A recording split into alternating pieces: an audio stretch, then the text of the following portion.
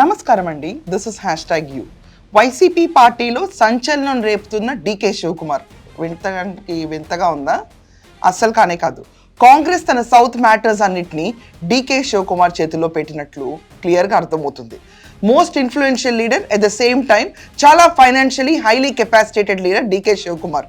DK Shivakumar ఎప్పుడైతే కర్ణాటక ముఖ్యమంత్రిగా ప్రమాణ స్వీకారం అయ్యారో కాంగ్రెస్ రూపురేఖలు మొత్తం మారటం మొదలుపెట్టినాయి. డౌన్ సౌత్లో వాళ్ళు ఆంధ్రప్రదేశ్లో విపరీతంగా ఫోకస్ చేస్తున్నారు.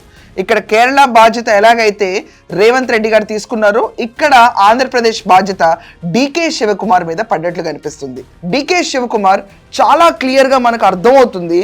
బెంగళూరులో నివసిస్తున్న జగన్మోహన్ రెడ్డికి పరుగు మూమెంట్ తీసుకొస్తున్నారు. ఇప్పుడు తెలంగాణకి జగన్మోహన్ రెడ్డి కేసీఆర్, కేటీఆర్ అలా బీఆర్ఎస్ ప్రభుత్వం అయిన తర్వాత కోర్ట్ సెషన్స్ అటెండ్ అవ్వడానికి ఒక్కసారి వచ్చాడు.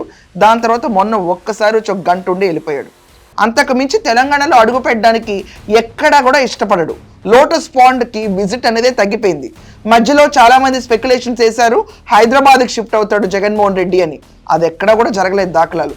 కానీ యలహంక ప్యాలెస్ ఇప్పుడు చాలా ఫేమస్ జగన్మోహన్ రెడ్డికి. ఈడీ నోటీసులు జారీ చేయబోతుంది జగన్మోహన్ రెడ్డికి లిక్కర్ కుంభకోణంలో.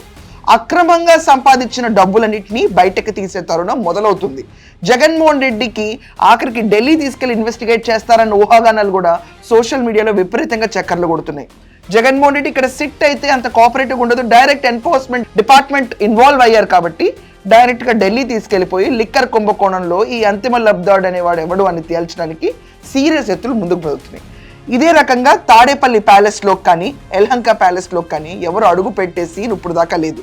వన్స్ ఈడీ ఎంటర్స్ ఖచ్చితంగా యలహంక అవనండి, తాడేపల్లి అవనండి, ఆఖరికి హైదరాబాద్లో లోటస్ పాండ్ అవనండి, ప్రతి చోట ఎంటరింగ్ అన్నది జరగటం మొదలు పెడుతుంది. మనం చూసుకుంటే కర్ణాటకలో యలహంక ప్యాలెస్తో పాటు చాలా ఆస్తులు జగన్మోహన్ రెడ్డికి ఉన్నాయి. ఆ ఆస్తుల వివరాలు, ఎలా ఏం కొన్నాడు, డబ్బులు ఎక్కడెక్కడి నుంచి విక్రయించారు, ఏ స్పాట్లు ఉన్నాయి అన్నది డీకే శివకుమార్ కంటే క్లెవర్గా ఎవరికీ తెలీదు. సిద్ధరామయ్య ఉన్నప్పుడు లెక్క వేరు, డీకే శివకుమార్ ఉన్నప్పుడు లెక్క వేరు. జగన్మోహన్ రెడ్డికి అంత ఈజ్ ఆఫ్ లివింగ్ మాత్రం ఇంకా కర్ణాటకలో ఉండదు. అండ్ డీకే శివకుమార్ ఇప్పుడు సోషల్ మీడియాలో చాలా విపరీతంగా చక్కర్లు కొడుతున్న న్యూసే నేను చెప్తున్నాను. ఏంటంటే కాంగ్రెస్ పార్టీ నుంచి తీసుకెళ్లిపోయిన క్యాడర్ని, ఓట్ బ్యాంక్ని మొత్తం కాంగ్రెస్కి ఇచ్చి వైసీపీ మొత్తం జెండా పీకేయాలని గట్టి నినాదంతో డీకే శివకుమార్ ఉన్నాడు. లేకపోతే జగన్మోహన్ రెడ్డికి బెంగళూరులో కష్టకాలం ఎదురవబోతుంది. డీకే శివకుమార్ ఎంటర్ అయిన తర్వాత జగన్మోహన్ రెడ్డి పార్టీ వాళ్ళకి కంటి మీద కులుకు లేకుండా పోతుంది. జగన్మోహన్ రెడ్డికి ఒక అన్రెస్ట్ మూమెంట్ వచ్చింది. ఒక చోట ఈడీ కేసు, ఇంకో చోట మనం చూసుకుంటే కనుక డీకే శివకుమార్ ప్రెజెన్స్ ఇన్ బెంగళూరు చాలా విపరీతమైన టెన్స్ మూడ్లోకి వెళ్ళాడు. అదే పక్క రాష్ట్రంలో తమిళనాడులో కూడా ఓరట లభించని ప్లేస్. తెలంగాణలో కేసీఆర్ కూడా లేడు.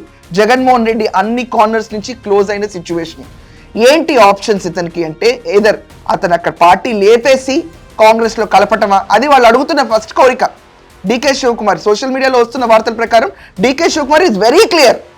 ఆంధ్రప్రదేశ్లో ఉన్న కాంగ్రెస్ అంతా కూడా యాజ్ ఇట్ ఈస్ తిరిగి వచ్చేయాలి. ఎందుకంటే ఆ ఓట్లే, ఆ క్యాండిడేట్స్ని తీసుకెళ్లి తన వైసీపీ అన్న పార్టీ పెట్టి కాంగ్రెస్ని మరుగుపరిచాడు. సో వస్తే మేమే అపోజిషన్ కింద రావాలి తప్ప వైసీపీ అన్న పార్టీ ఉండటానికి వీల్లేదు.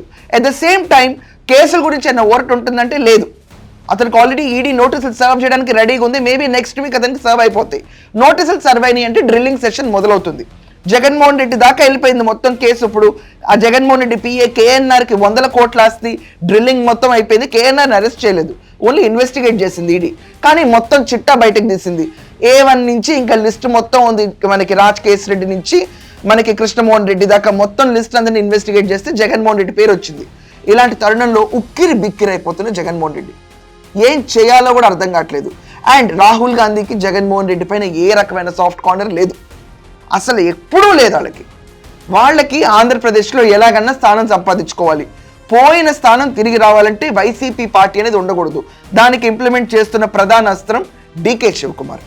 సో ఈ రకంగా మనశ్శాంతి బెంగళూరులోనూ లేకుండా, అక్కడ కూడా ఒక సేఫ్ హబ్ అన్నది లేకుండా, సిద్ధరామయ్య ఉన్నప్పుడు గడిచిన కాలం వేరు, డీకే శివకుమార్ ఎంటర్ అయిన తర్వాత కాలం వేరుగా జగన్మోహన్ రెడ్డికి నిజంగా చెప్పాలంటే ఒక ఏళ్ళనాటి సేన్ నడుస్తున్న టైంలాగా అనిపిస్తుంది. ఏ రాష్ట్రంలోనూ ఎక్కడ మద్దతు లేకుండా అతని పరిస్థితి ఎలికాకైంది. సో డీకే శివకుమార్ స్ట్రెస్ వల్ల జగన్మోహన్ రెడ్డికి ఒరిగే నష్టం ఏంటి? మీకేదో ఒక ఐడియా ఉంటుంది కదా, దాని కమెంట్స్లో ఖచ్చితంగా రాయండి. అండ్ ఆంధ్రప్రదేశ్లో వైసీపీ పార్టీ లేకుండా అవుతుందా, డికే శివకుమార్ అంత ఎఫర్ట్ పెట్టగలుగుతాడా? దీనిపైన కూడా మీ ఒపీనియన్స్ ఖచ్చితంగా కమెంట్స్లో రాయండి. That's all for now. Thank you.